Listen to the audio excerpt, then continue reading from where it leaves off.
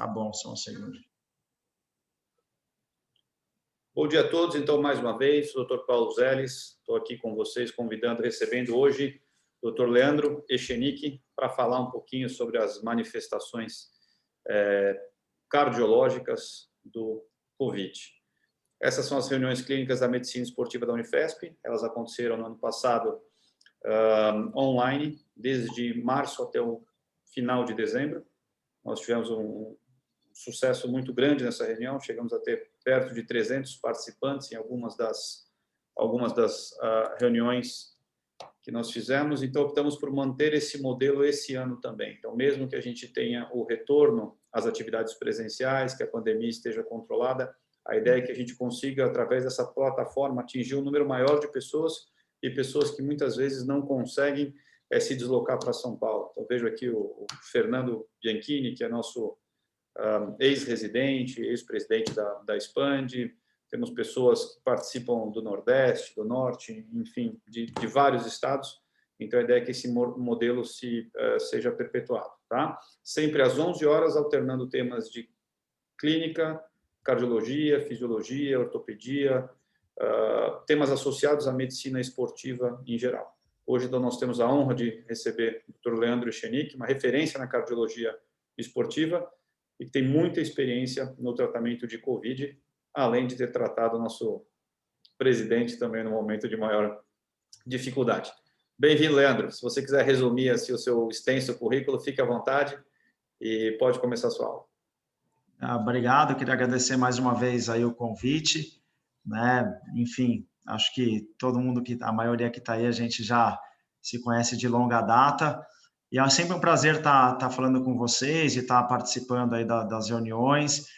E eu acho que desde o ano passado, realmente, com a pandemia, acabamos todo mundo com um foco muito grande aí na COVID, né? E essa interface grande da COVID com todas as especialidades da medicina, né? Desde cardiologia, medicina do esporte, neurologia, até dermatologia, né? Tem manifestações dermatológicas cada vez mais aparecendo também, né? Eu recentemente participei também de um webinar aí, onde eu dava a visão do cardiologista e tinha uma dermatologista dando a visão da dermatologia aí na COVID, né? E eu também estou tendo aí o prazer de participar de alguns trials multicêntricos envolvendo aí a COVID, aí no contexto aí não só cardiológico, mas no contexto de tratamento, de algumas drogas novas, enfim, mas a gente vai estar discutindo aí ao longo da apresentação, tá? Eu procurei, eu acho que focar um pouquinho nas manifestações cardiovasculares aí da COVID,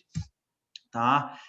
Começando aqui por esse trabalho, esse foi uma das primeiras publicações no começo do ano passado, tá? Uma publicação chinesa, aqui com grande número de casos, onde eles mostraram lá no início da pandemia em Wuhan que a letalidade global da Covid era 2,3%, e já nessas primeiras publicações já eram evidenciados já que quem tinha doença cardiovascular associado tinha uma gravidade maior, né? Aqui a gente observa nessa primeira publicação que muito interessante, isso se reproduziu em outros locais também, onde a maioria dos casos aqui, 80% eram casos leves, 14% casos severos e 5% aqui casos críticos, necessitando de UTI, intubação, né? E realmente, se nós somarmos os dois aqui, vai dar quase 20% de pacientes com a COVID necessitando aí de internação hospitalar, e isso acaba fazendo o quê? Levando realmente muitas vezes a um colapso do sistema de saúde, uma vez que você tem 20% das pessoas necessitando de cuidados hospitalares e muitas vezes acaba segurando o leito por um período prolongado, né? E nesse trabalho aqui, o que foi evidenciado que a mortalidade, quem tinha doença cardiovascular era de 10%, e outros fatores aqui de risco, diabetes, hipertensão, também figurando como fatores aí de prognóstico ruim. Depois veio alguns trabalhos italianos, uma vez que a pandemia, depois a China acabou realmente a Itália sendo acometida. Esse foi um trabalho interessante que ele avaliou a característica de 3.000 pessoas que tinham ido a óbito nessas 19 regiões da Itália, e o que foi visto. Deixa eu só ajustar aqui só um pouquinho. Só um segundinho, gente, que caiu uma...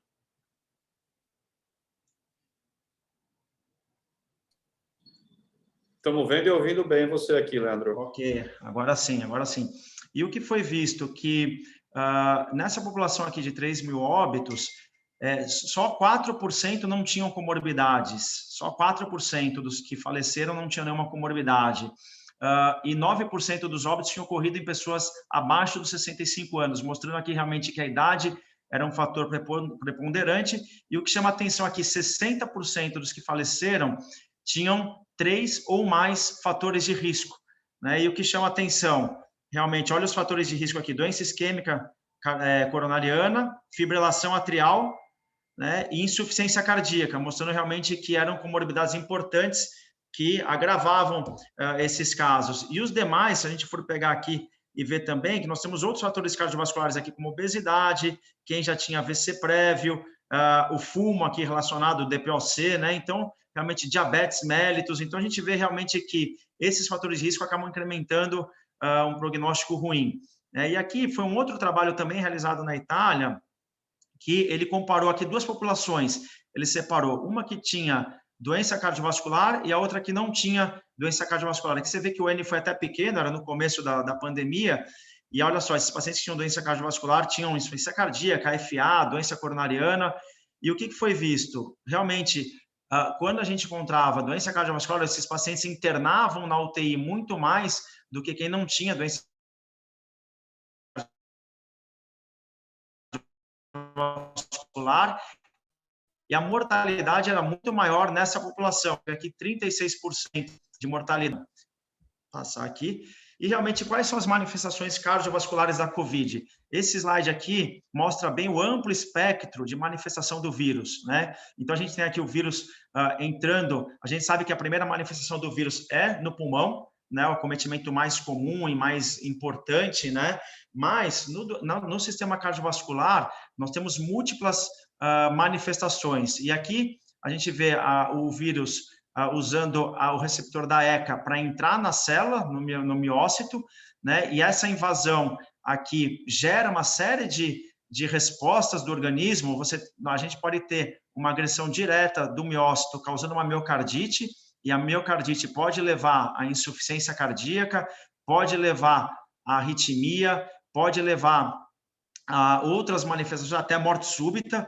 E, além da agressão direta do vírus, nós temos o quê? Uma resposta inflamatória sistêmica muito importante, e até a denominada tempestade de citocinas, onde nós vamos ter liberação de uma série de mediadores inflamatórios. E isso pode, numa coronária, por exemplo, que tem uma placa de aterosclerose, até então silenciosa e não obstrutiva, essa placa pode instabilizar, causar uma erosão, uma ruptura e, consequentemente, uma trombose aguda em cima dessa placa, gerando o quê? Uma síndrome coronária aguda, um infarto agudo do miocárdio, pode ser infarto com supra, sem supra, ou até morte súbita. E também por lesão endotelial, aqui o vírus pode penetrar no endotélio, nos pericitos, e ele pode causar o quê? Disfunção microvascular, microtromboses da microcirculação aqui do miocárdio, e isso também pode gerar uma injúria miocárdica, um dano ao miocárdio e elevação de troponina. Então, a gente vê aqui realmente diversas manifestações do vírus no sistema cardiovascular.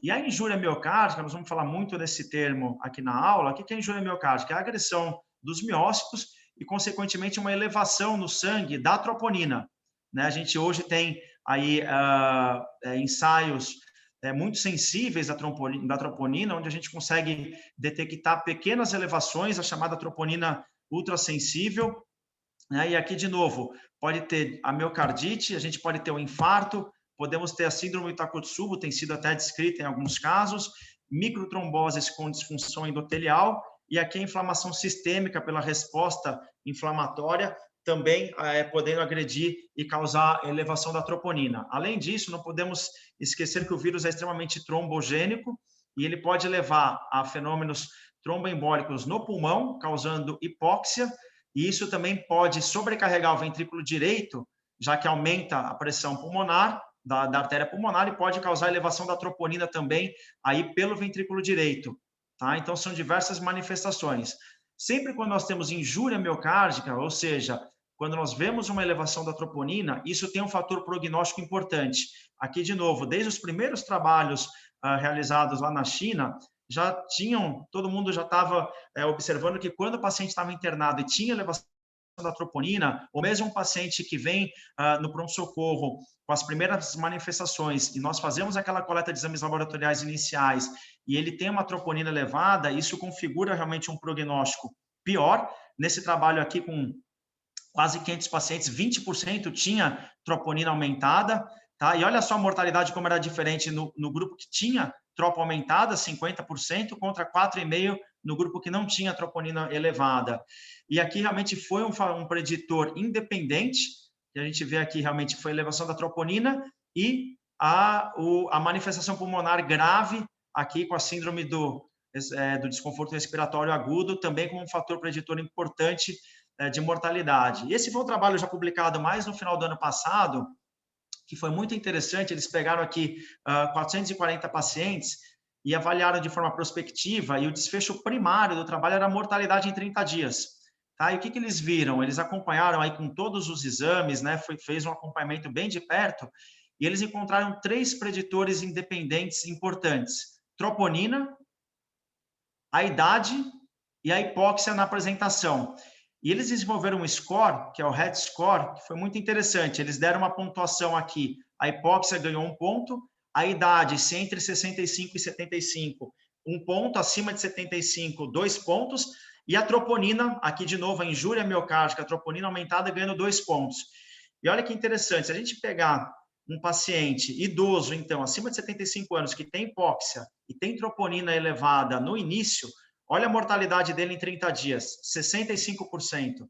Já se a gente pega um paciente mais jovem e que tem só, por exemplo, a hipóxia, mas é jovem, não tem fator de risco, nada, é troponina normal, a mortalidade desse paciente é 3%. Então, aqui a gente vê 3 preditores importantes, onde no pronto-socorro a gente pode ter já um guia do que vai acontecer com esse paciente, né? Isso vai desencadear aí uma série de condutas e de internação hospitalar subsequente nesse paciente ou nesse atleta, se for o caso. E aqui é um algoritmo de uma avaliação inicial para esses pacientes com injúria miocárdica, que foi publicado aqui nos arquivos, mostrando o seguinte: pacientes, atletas ou pacientes que têm COVID suspeita ou confirmada, e aqui ele divide se tem fatores de risco ou se já tem doença cardiovascular associado. Se não tem, vem para cá, sintomas leves, alta, sem nenhuma preocupação, e mais para frente nós vamos estar falando, se for o caso do atleta, o que a gente tem que fazer aqui. Já se ele tem fatores de risco ou tem doença cardiovascular, aí isso implica aqui numa investigação já maior, com a solicitação de exames troponina, para a gente detectar se já tem injúria do miocárdio ou não, e eletrocardiograma. Se o paciente tem sintomas leves, esses exames vêm normais, esses exames iniciais, ele está liberado com os cuidados habituais, e a gente sabe que essa história de tratamento precoce com cloroquina, com outras medidas, não tem comprovação nenhuma, tá? Mas aqui vai ser o tratamento de suporte. E aqui, se os sintomas forem mais importantes, e mesmo assim a tropo e o eletro normais, a gente vai acabar internando esse paciente aqui em unidade de internação, e se tiver alteração aqui, ele vai ficar numa unidade, pelo menos uma unidade de semi-UTI. Da mesma forma, se os sintomas forem graves, esse paciente vai acabar aqui sendo internado de forma para monitorizar ele de uma forma mais próxima. E aqui, na injúria miocárdica, olha só, aquelas manifestações, eu vou descrever agora cada uma das manifestações da injúria miocárdica, que esse paciente pode ter: síndrome coronária aguda, pode ter arritmias secundárias ou fenômenos tromboembólicos, como todos vocês já devem ter visto aí algum paciente com trombose ou com alguma manifestação tromboembólica sistêmica. Falando um pouquinho mais rápido, que não é o foco da aula, mas quando o paciente com COVID tem injúria miocárdica, e no eletro inicial, que nós vamos fazer para todos os pacientes ou atletas, vai ganhar o eletro na avaliação inicial, se ele tiver um supradesnivelamento do segmento ST, o que esse paciente o que nós vamos fazer com ele? Qual é a conduta? É a mesma de que se ele não tivesse COVID, tá? Ele vai seguir o algoritmo aqui da síndrome coronária aguda com supra, tá? E vai para o CAT de urgência, e se o serviço não tiver CAT, ele vai ser transferido para o serviço que tiver CAT, desde que essa demora não seja superior a 60 minutos. Se tiver uma demora importante pela logística, esse paciente, o atleta, deve ser tratado no serviço de origem, tá, com fibrinolítico. Então, não muda. E aqui, como esse paciente, nós não sabemos se ele tem Covid ou não, ele tem sintomas suspeitos, ele veio com coriza, veio com tosse ou veio com febre, e o eletro estava suprado, ninguém vai saber, na hora do tratamento inicial, se ele tem Covid ou não, mas ele deve ser tratado como se tivesse Covid, ou seja, toda a equipe preparada para o atendimento, toda equipe com EPI, a sala de hemodinâmica também preparada, com pressão negativa, enfim. Então, esse paciente aqui, ele deve ser tratado independente do resultado positivo ou não, porque nós não vamos ter na hora, mas toda a equipe preparada e tratando como se fosse um paciente com COVID e síndrome coronariana aguda. Falando um pouquinho aqui da miocardite, que eu vou descrever um pouco mais para cima, se esse paciente na entrada, ou atleta, tiver sintomas cardiovasculares, tiver troponina alterada e alterações eletrocardiográficas, não o supra, tá? Mas outras alterações eletrocardiográficas, ele entra na suspeita aqui que essa injúria miocárdica, essa agressão miocárdica, possa ser em decorrência de uma miocardite. E aí tem uma série de exames que vão nos auxiliar nesse diagnóstico, tá? Ou mesmo a própria miocardite pode causar supradesnivelamento no segmento ST. Eu vou mostrar um pouquinho mais para frente um caso super interessante, mas aqui esse paciente vai ganhar um eco já inicialmente, e o ecocardiograma pode nos dar uma pista importante se essa elevação de troponina, se esses sintomas que o paciente está tendo, que pode ser dor torácica, pode ser palpitação, pode ser dispneia, né? Muitas vezes nós pegamos um caso recente onde a única manifestação do paciente era palpitação. Ele não tinha febre, não tinha coriza, era só palpitação, o eletro cheio de extrasístole, e aí nós vamos ver, ele estava com Covid. E na investigação, troponina aumentada, na investigação o eco mostrava uma pequena hipocinesia na parede anterior, junto com derrame pericárdico, e a ressonância que nós fizemos aqui na sequência, a ressonância nesse passo número 3, tá? Foi feita a ressonância que confirmou o diagnóstico de uma miocardite, ou seja, era o vírus causando uma agressão, uma injúria miocárdica, consequentemente uma miocardite, e esse paciente foi tratado adequadamente aí como a miocardite, sendo afastado das atividades que ele fazia habitualmente, né, e seguido de perto. Ele acabou sendo até internado, porque troponina positiva implica internação numa unidade de semi-UTI, e depois esse paciente, depois eu vou mostrar mais para frente, mas teve uma ótima evolução e pôde depois retornar, inclusive, aos treinamentos.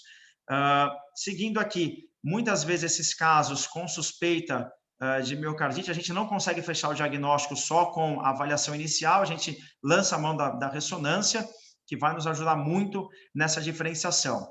E aqui ele coloca só como algumas condutas desses pacientes com miocardite que nós devemos evitar: anti-inflamatório, evitar aqui muitas vezes medicamento para controlar a frequência, já que muitas vezes eles estão taquicárdicos, mas isso é uma consequência, não a causa do problema.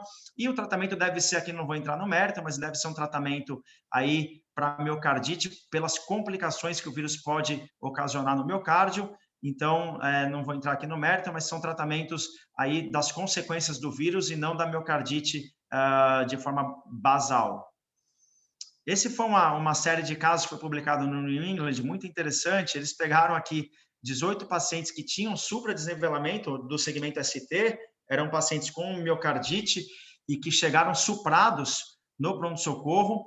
E olha só, nessa população aqui, metade foi submetida ao CAT de urgência, e olha só, 67% tinha obstrução coronariana e o restante não tinha. O restante, a coronária era normal, ou seja, a elevação da troponina e o supradesenvolvimento do segmento ST não era porque ele estava com uma coronária fechada, e sim por outros mecanismos, como hipóxia, microtromboses, espasmos coronarianos associados à resposta inflamatória sistêmica. E olha só como essa população é uma população de extrema gravidade, 72% de mortalidade. Tá? Então, realmente mostrando aqui que o vírus pode ocasionar aí um supradesenvolvimento do segmento ST, uma oclusão coronariana, ou mesmo um supra por outros motivos, uma mortalidade extremamente elevada. Falando um pouquinho aqui das arritmias, outra manifestação da COVID no coração, as arritmias, elas são extremamente frequentes. Aqui também um dos primeiros trabalhos lá na China, realizados na China, mostrando que, olha só, praticamente a gente tinha nessa população aqui 20% dos pacientes com arritmias, tá? Então, extremamente comum. E quem ia para a UTI tinha muito mais arritmia do que quem não ia, mostrando que o paciente grave com COVID, ele desenvolve muito mais arritmia do que aquele paciente mais leve.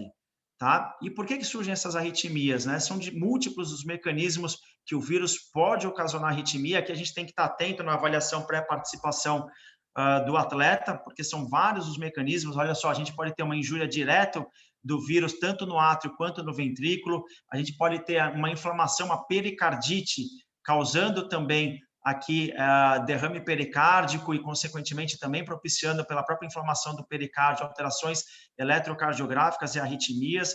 A gente pode ter aqui isquemia microvascular. Como eu falei, o vírus pode penetrar nos pericitos e no endotélio também, causando isquemia microvascular e, consequentemente, aumentando o risco de arritmias. E a própria fibrose que o vírus pode causar no miocárdio pode favorecer até uma série de arritmias, tá? Além disso, esses pacientes, muitas vezes no pronto-socorro, chegam com manifestações gastrointestinais, então chegam com diarreia, com vômitos. Isso pode gerar distúrbio hidroeletrolítico, que pode propiciar também arritmia. A própria hipóxia pode gerar arritmia. Esses pacientes chegam com realmente taquicárdicos, com o sistema simpático bem ativado. Além disso, muitas vezes febril, né, com sinais de sepsis, sinais sistêmicos. Então, tudo isso favorece aí no contexto ao surgimento de arritmias. Não podemos esquecer também, principalmente no início, eram usados muitos antivirais, né? Hoje nós sabemos que tem evidências de que boa parte deles não tem nenhum benefício, mas a própria hidroxicloroquina com azitromicina, outros antivirais também favorecendo aqui alargamento de QT e podendo gerar aí algumas arritmias. E aqui também não é o foco da aula, mas só para falar que geralmente o tratamento dessas arritmias na vigência da COVID, ele não muda muito, tá? Os algoritmos têm mostrado que é claro que todo o staff tem que estar preparado, né, com EPI, toda a proteção. Se esse paciente tiver que ser cardiovertido, tem que tomar todos os cuidados, mas o tratamento em si das arritmias, quer seja das extrasístoles, das taquicardias ventriculares, da fibrilação atrial, ele não muda muito. Mesmo a indicação de se anticoagular ou não esses pacientes, por exemplo, com fibrilação atrial, o que nós usamos aqui, o score, para saber se nós vamos anticoagular ou não esse paciente, o Chades-Vasque, ele não muda. A gente usa o próprio Chades-Vasque aqui nos atletas também. Lembrando que muitas vezes os atletas não vão ter indicação de anticoagulação por ser uma população mais jovem e sem os fatores de risco cardiovascular. Então, geralmente, essa população dos atletas que desenvolvem FA, boa parte deles não vai ter indicação, depois do tratamento da FA, de se manter esse atleta anticoagulado de forma permanente, o que vai ser muito bom até para a liberação, para a elegibilidade depois, uma vez que nós sabemos que o atleta que está anticoagulado, ele acaba tendo limitações aí depois na elegibilidade. Tá? Aqui eu vou só fazer um comentário sobre o QT, tá? Que é uma coisa que sempre na avaliação pré-participação eu bato nessa tecla, né? A gente sempre discute aí os casos e a gente sempre tem que lembrar, faz parte da avaliação de todos os atletas, a gente aferir o QT corrigido, né? E lembrando que na COVID, essa também é uma preocupação especial, porque muitas das drogas envolvidas no tratamento, elas acabam alargando o QT, né? O próprio distúrbio hidroeletrolítico que pode ter nos pacientes com COVID também pode alargar QT.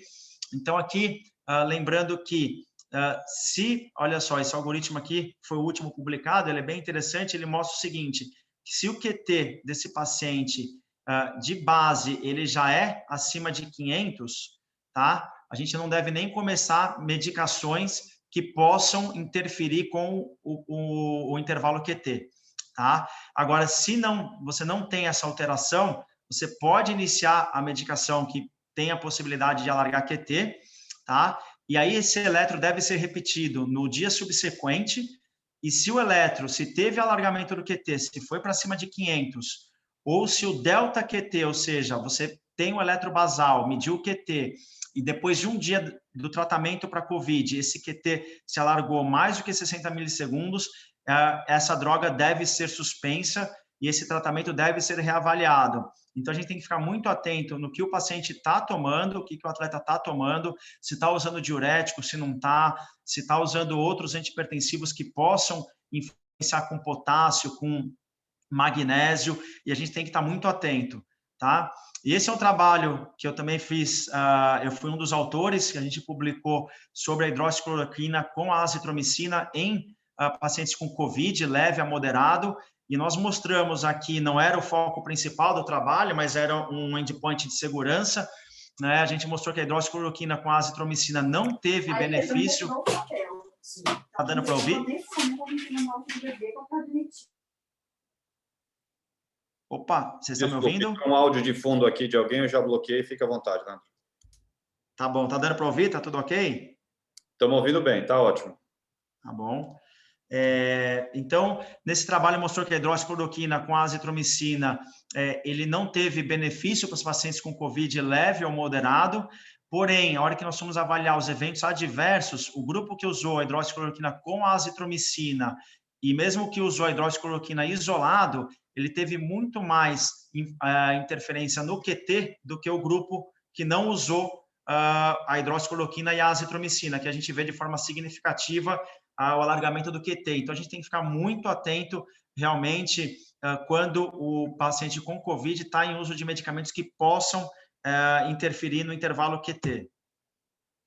E aqui, para finalizar as manifestações cardiovasculares aqui da COVID, falando um pouquinho dos fenômenos tromboembólicos, tá? Aqui, desde o começo, nós já tínhamos publicações também iniciais mostrando que o vírus era extremamente trombogênico. Nós tivemos 3 casos aqui no hospital no início que estavam com clexane profilático e tiveram trombose na nossa frente, então mostrando que o vírus realmente ele era um vírus que tinha característica diferente de outros. E aqui, se a gente for lembrar, desde o início da graduação daquela tríade de Virchow, associado aqui ao aumento de risco de trombose, o coronavírus, ele está envolvido aqui nessa tríade, nas 3 pontas. Ele pode causar lesão endotelial direta, ele promove aqui aumento de fibrinogênio de fator 8, levando a uma hipercoagulabilidade, e ele também pode aqui causar estase sanguínea, porque o paciente acaba ficando muitas vezes mais acamado, né, pelo próprio vírus, o paciente fica isolado, fica hospitalizado muitas vezes e fica acamado, então acaba atingindo as 3 pontas aqui da tríade de Virchow, e isso aumenta o risco de fenômenos tromboembólicos. E esse foi um trabalho muito interessante, que ele mostrou, olha só aqui, ele pegou uma população grande, a maioria desses pacientes aqui, mais de 3.000 pacientes, estavam usando o clexane profilático, né, nesse trial, e olha só o que foi visto. Praticamente aqui, 16% de toda a população teve algum fenômeno tromboembólico, ou seja, foi extremamente comum os fenômenos tromboembólicos na COVID. E aqui mostrando que realmente, deixa eu passar para frente, os preditores independentes, os fenômenos tromboembólicos, eles foram mais comuns nos idosos, eles foram mais comuns no sexo masculino, aqui são os independentes, e foram mais comuns em quem já tinha também alguma cardiopatia de base. Mostrando aqui, olha a mortalidade em quem teve algum fenômeno tromboembólico, 43% contra 21% de quem não tinha nenhum fenômeno tromboembólico, mostrando que os fenômenos tromboembólicos, eles são comuns e eles acarretam uma gravidade muito maior nessa população. Tá? E aqui é um algoritmo para a gente avaliar se o paciente deve ou não receber profilaxia para trombose. Aqui, começando aqui em cima, o paciente tem indicação de receber algum anticoagulante? Se ele já tem, porque ele tem fibrilação atrial, porque ele já teve trombose anteriormente, o que nós vamos fazer? Nós vamos manter esse paciente anticoagulado. Se ele já vem tomando anticoagulante, nós vamos mantê-lo anticoagulado.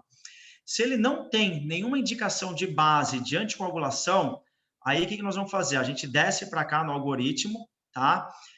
Se o paciente é um caso leve, que é a maioria dos atletas, tá? Caso leve, você não vai internar, o que a gente tem que fazer? Esse paciente não tem indicação de profilaxia de trombose na maioria das vezes. Tá? Na maioria das vezes, ele não tem indicação de receber Clexane, de receber Xarelto, de receber Eliquis. Esse paciente não deve ser anticoagulado, exceto, e aqui ainda não tem evidência, tá? Mas os pacientes de alto risco, que aí não vão ser provavelmente os atletas, que são o quê? Pacientes obesos, pacientes que têm varizes de membro inferior. Esses pacientes, a gente pode discutir caso a caso se ele deve ou não receber. Ele foi operado recentemente, teve cirurgia ortopédica recente. Esse daqui é um caso para a gente avaliar se merece ou não anticoagulação, mas não tem evidências, tá? Agora, o paciente que é um COVID mais importante e que vai ficar internado, se ele for ficar internado em apartamento ou UTI, sem dúvida nenhuma, 100% desses pacientes devem receber profilaxia para trombose, 100%, tá? E o que, se for casos mais graves, tá? Pacientes internados em ambiente, então, de semi-UTI ou de UTI, a gente deixa Clexane profilático para esses pacientes também, 100%, e hoje os trials estão em andamento, e nós estamos participando de um trial aqui multicêntrico, muito interessante, onde nós estamos randomizando pacientes para receber. Um grupo está recebendo profilaxia, então Clexane 40 miligramas somente, e o outro grupo está sendo anticoagulado de forma plena, tá? Como se ele já tivesse um fenômeno tromboembólico, como se ele já tivesse uma indicação de ser anticoagulado. Então, assim, a gente não tem a resposta para esse grupo aqui, tá? Tem outros trials também sendo realizados em outros países para se chegar a essa resposta se esse paciente mais grave com COVID que fica internado, se ele merece ser anticoagulado de forma plena ou se a gente deve manter só o Clexane profilático para ele ou o Xarelto profilático. E uma outra resposta que ninguém tem é se, uma vez que nós damos alta para esse paciente, ele deve permanecer com profilaxia para trombose em casa. Então, o paciente foi internado com COVID, se recuperou aqui no hospital, recebeu o Clexane profilático aqui, ou recebeu o Xarelto em dose profilática, como que é usado aí nas cirurgias ortopédicas. O Paulo pode falar aí melhor depois. Mas uma vez que ele recebe alta, por exemplo, na ortopedia, se for prótese de quadril, prótese de joelho, ele permanece recebendo a profilaxia por 30 dias, por exemplo, se for quadril. Para o paciente com COVID, nós não temos essa resposta. Se uma vez que a gente der alta, se vale a pena fazer essa profilaxia estendida ou não. Então, só os trabalhos que estão em andamento também randomizando aí os pacientes para a gente definir e ter uma certeza do que fazer, né? Então, qual que é a nossa recomendação hoje no hospital? Coloque os seus pacientes que estão internados nos trials, randomize ele. Então, todo paciente que interna aqui, nós estamos procurando randomizar. O paciente, é claro que ele tem que aceitar participar do trabalho, tá? Mas por quê? Porque se a gente não randomizar e não fizer o trabalho, nós nunca vamos ter a resposta, né? Então, eu acho que são áreas aqui, áreas que estão em andamento as pesquisas. Você vê, já se passou quase um ano aí da pandemia, mas que nós não temos resposta ainda para muitas dessas questões. Leandro, Oi? nem todos aqui são médicos, então se você pudesse só explicar a diferença do Xarelto para você usar um Clexane, eu vejo a vantagem principalmente na via, mas como nem todos são médicos, eu acho que isso facilita, às vezes até a questão da tomada quando domiciliar e se tem alguma coisa que fala a favor de um ou de outro. Boa, boa, Paulo. Então, o Clexane, ele é a droga mais estudada, né? A gente tem essa facilidade dentro do hospital de ser subcutâneo.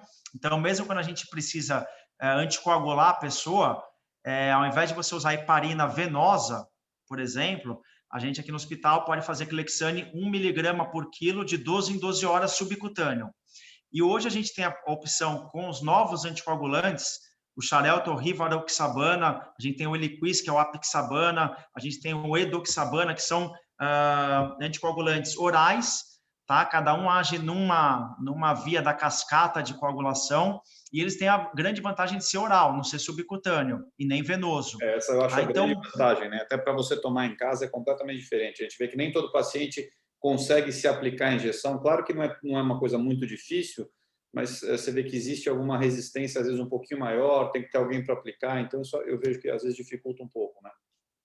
Exatamente, exatamente. Mesmo os pacientes que a gente dá alta, a preferência é dar alta com Xarelto, por exemplo, que é o comprimido uma vez ao dia, ou Eliquis, que a gente usa um comprimido de 12 em 12 horas, então é muito vantajoso, o paciente vai para casa tomando comprimido, ao invés de realmente se aplicar subcutâneo. Muitos têm medo da picada, ou não sabe se aplicar, ou não tem ninguém para aplicar, então essa é uma vantagem enorme. Mas a gente não sabe realmente se a gente deve dar essa profilaxia quando o paciente recebe alta, tá? Eu tive já 2 casos de paciente que fizeram embolia de pulmão em casa depois da alta hospitalar, então o paciente foi um COVID moderado, ficou internado, recebeu alta depois de 7 a 10 dias, recebeu a prevenção aqui dentro do hospital, foi para casa sem nada e acabou fazendo embolia e teve que voltar para o hospital. Graças a Deus não foi embolia grave, mas teve que voltar para o hospital e ficou internado novamente para o tratamento da embolia pulmonar. Teve um paciente aqui no hospital, não era meu, ele ficou internado um mês, recebeu alta, estava na garagem, indo embora para casa, ainda dentro do hospital, e teve uma morte súbita. Dentro do hospital. Ficou internado todo esse período, saiu da Covid, estava na garagem, indo embora, morte súbita. E, obviamente, acabou não indo para a necrópsia, porque, enfim, toda a situação que aconteceu, mas muito provavelmente foi uma embolia pulmonar pela característica de tudo que aconteceu. Então, realmente é um vírus que tem um potencial trombogênico muito importante, né? E no trial que nós estamos participando aqui, estamos randomizando, Paulo, inclusive o braço que está sendo anticoagulado aqui no hospital está recebendo rivaroxabana 20 miligramas via oral uma vez ao dia, né? Então, não está recebendo Clexane, como o Paulo falou, o via oral é muito mais fácil, né? Mas realmente a gente não tem evidência para falar que um é superior ao outro ou que ele é superior a não dar nada quando a gente dá alta para o paciente, tá? Qual que é o grande problema? Você fala assim, poxa, mas se vocês estão vendo fenômenos tromboembólicos depois que o paciente sai do hospital, por que não dá para todo mundo? Dá para todo mundo e acabou, né? Nem randomiza ninguém, nem... Não pode se esquecer que o quê? Que o tratamento, ele tem as suas complicações, né? Nós estamos anticoagulando o paciente, ou seja, nós estamos aumentando o risco de sangramento dele, né? Então, mesmo os pacientes graves na UTI, é extremamente arriscado você anticoagular. Os pacientes que mais têm trombose são os mais graves, como eu mostrei para vocês aqui no trabalho anterior. Olha só, os mais graves têm muito mais fenômeno tromboembólico do que os menos graves, só que os mais graves sangram mais também. Então, quer dizer, tudo isso precisa ser colocado na balança e a hora que for que a gente tiver todos os resultados, vai ter que se avaliar o benefício líquido, né? O quanto você protegeu, ou seja, o quanto evitou de trombose, só que o quanto sangrou, né? E se isso valeu a pena, quer dizer, quantos pacientes você beneficiou reduzindo trombose e quantos acabaram tendo sangramento. E aí você vai ter que ver o benefício líquido e se vale a pena realmente anticoagular toda essa população, tá? Então, hoje, assim, tá uma bagunça. Por quê? Tem hospital usando só prevenção, tem hospital anticoagulando, tem gente recebendo dose baixa quando vai para casa, tem paciente recebendo dose alta quando vai para casa, tem paciente não recebendo nada. Então, assim, é uma área ainda que está na penumbra, né? Mas que logo nós vamos ter aí a resposta. E aqui falando um pouquinho, aqui entrando aqui na avaliação do atleta, também a gente tem muitas dúvidas, né? Muito trabalho que está em andamento também. E eu vou trazer aqui algumas publicações recentes, tá? Dessa avaliação inicial do atleta que vem com COVID. Tá? Então, aqui, nesse algoritmo que foi publicado recentemente, ó, vocês olham aqui no Jack em dezembro, tá? Ele colocando uma avaliação inicial da pessoa que tem COVID, fazendo o eletro em todo mundo, dosando troponina para ver se tem injúria miocárdica ou não, e fazendo ecocardiograma em todo mundo. Se tudo isso estiver normal, ou seja, nenhuma alteração eletrocardiográfica, nenhuma alteração... Opa! Parou de compartilhar aqui. Enquanto você arruma, Leandro, até a professora Maíta, que é a nossa professora da ginecologia, que cuida de esporte, ela faz um link perguntando quando voltar a terapia hormonal em mulheres? Acho que essa é uma pergunta que talvez ela possa responder, às vezes até melhor que a gente, mas você fique à vontade, Leandro, se conseguir depois, durante a sua apresentação, fazer algum comentário, tá? Retorno da terapia hormonal em mulheres. Espera só um pouquinho, aqui para mim está liberado para compartilhar, tá? Um pouquinho aqui. Foi? Não. Estamos vendo você bem, ouvindo bem, mas a tela nós não estamos vendo.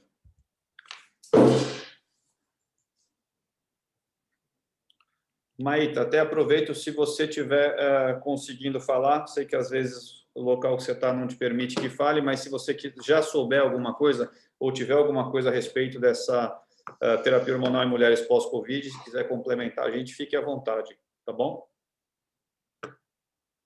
Só mais um minutinho, Leandro, resolvendo aqui da apresentação. Se vocês tiverem perguntas também, fiquem à vontade para mandar aqui para a gente através desse nosso chat. E lembro a todos que a gente tem um canal da Medicina Esportiva Unifesp no YouTube, justamente esse endereço, Medicina Esportiva Unifesp. E todas essas aulas do ano passado, bem como as aulas desse ano, elas ficam gravadas lá. Se alguém quiser perder alguma parte ou quiser depois rever essa aula ou até mesmo compartilhar com alguém, fiquem à vontade, essas aulas nossas ficam todas disponíveis ali no site. Maíta, você está nos ouvindo, Maíta?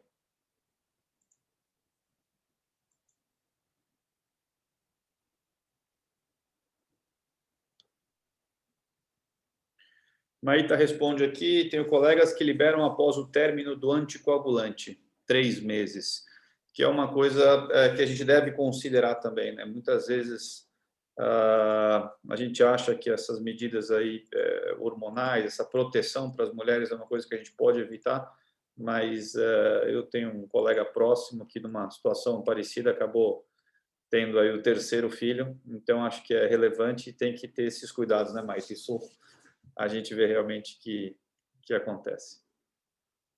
Pessoal, o Leandro saiu, imagino que esteja com algum problema ali no áudio dele. Se vocês... Fernando está aqui com a gente ainda, cardiologista. Fernando, sei que tem estudado isso também. Fernando, se quiser colaborar com alguma opinião sua, está nos ouvindo, Fernando?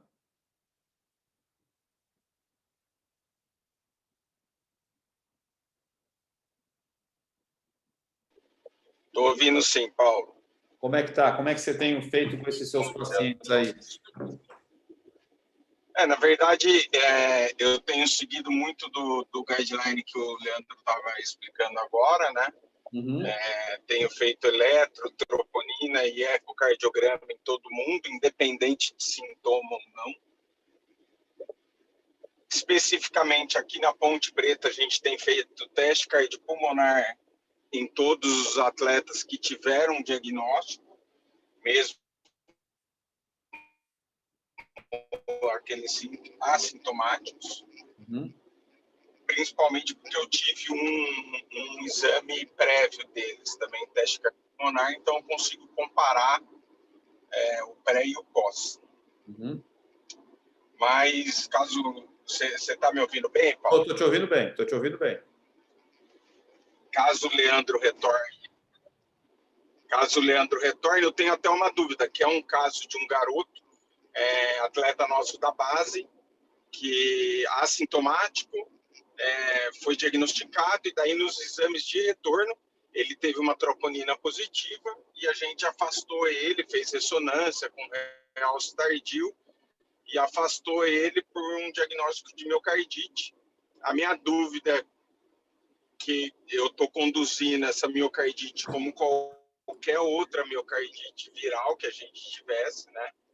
A minha dúvida fica se essa condução tem que ser uma condução diferente, se a gente tem que fazer alguma coisa em especial aí, aproveitar da expertise do Leandro com os casos de Covid mais graves, né? Mas eu tenho conduzido assim, feito feito eletro, eco e troponina ultrassensível, todo mundo na avaliação pré-participação. E anticoagulação, você tem dado para os pacientes após a alta? Como é que você tem feito? Cara, eu não peguei nenhum caso. Os meus atletas são, a grande maioria, assintomáticos. Quando tem sintomas, são sintomas leves. Eu não tive nenhum caso de anticoagulação, nenhum. E eu não trabalho no hospital, então não tive nenhum contato com paciente mais grave. Que bom, boa notícia, né?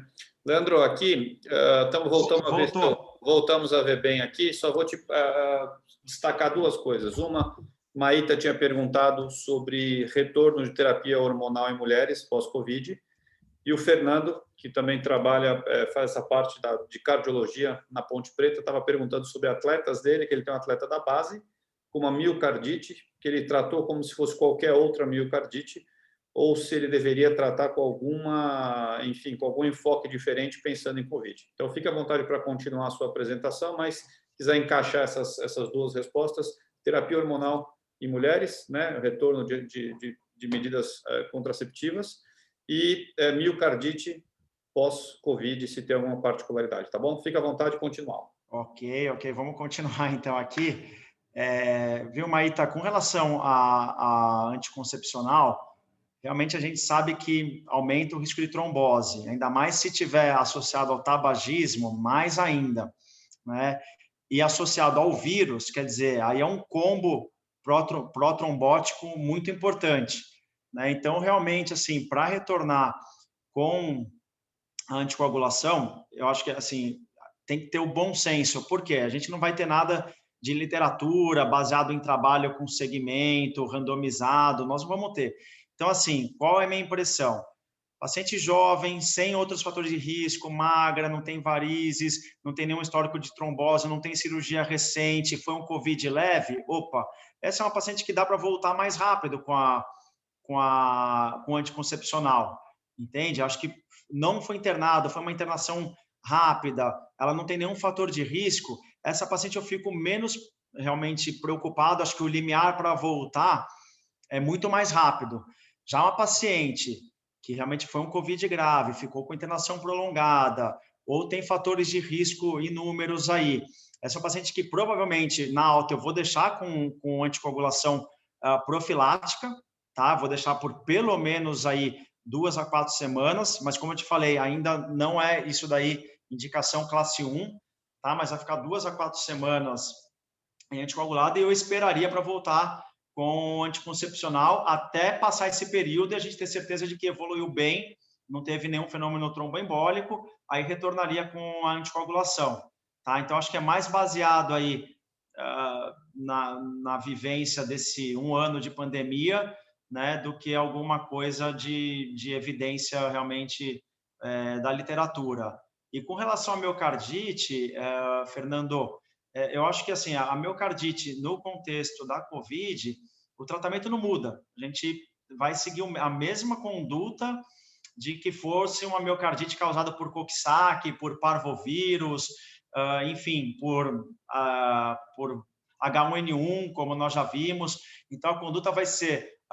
eu até tenho aqui, acho que um slide, deixa eu passar para frente aqui. Eu até tenho um slide aqui, ó, que realmente a conduta na miocardite vai ser a mesma. Se ele tiver disfunção ventricular por causa do vírus, quer dizer, o eco e a ressonância mostraram que tem disfunção ventricular, nós vamos tratar a disfunção ventricular.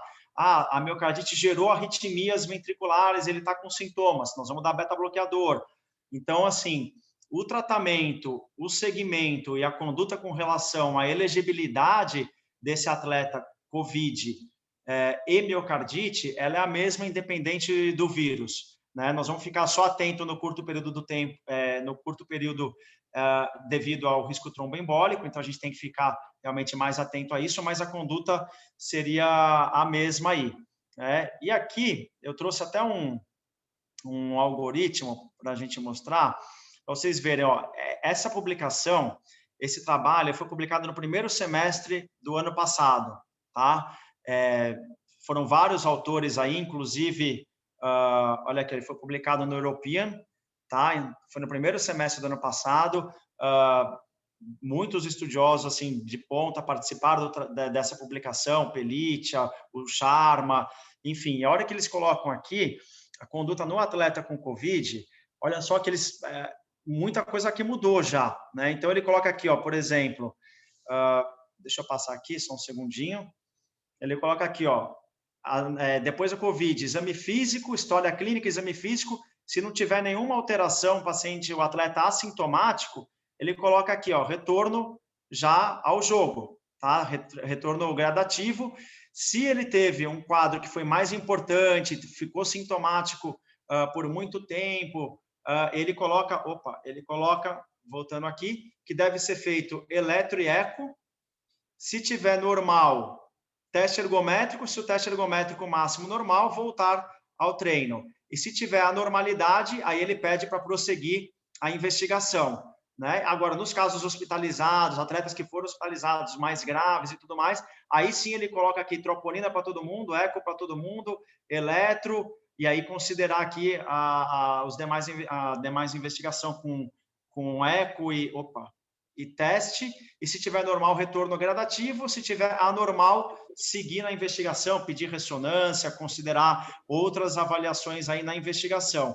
E ele coloca daí nas condutas, olha só, sintomas positivos. Então, tem clínica de Covid, tem PCR positivo. O que ele coloca? Isolamento, aqui ele coloca 7 a 14 dias. Você vê que estava no começo da pandemia, então ficava com esse prazo aqui, 7 a 14 dias de isolamento. Aí, manter livre, ficar sem fazer nada de exercício, até que, por pelo menos 7 dias, a partir do final dos sintomas. E aí ele coloca aqui, considerar, dependendo do caso, troponina e PCR. Se troponina positiva, considerar eletro, eco, ressonância, tá? E se tiver miocardite, aí afastar o atleta, tá? Aí ele coloca um outro cenário aqui.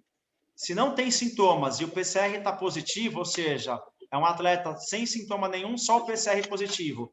Ele coloca aqui, ó, para ficar sem treinar até 7 dias do resultado, tá? Se mantiver ao longo de 7 dias sem nenhum sintoma, considerar retorno gradativo aos treinamentos, tá? Desde que se mantenha sem nenhum sintoma, e observar. Voltou a treinar, teve qualquer sintoma, para na mesma hora. E ele colocava aqui, na época, que tinha que se repetir o PCR, tá? E esperar até negativar, que isso era, ele colocava que isso era desejado, né? Você repetiu o PCR, que hoje a gente sabe que ficar repetindo o PCR até negativar não é uma conduta que a gente toma mais hoje em dia, né? Já se mudou isso. E aqui, passando, esse sim foi publicado agora em dezembro, tá? Então, já mais recente, tá? Um algoritmo aqui que o Phelan publicou, agora no final do ano, tá? Que ele coloca que todos que com Covid fazer eletro, troponina e ecocardiograma.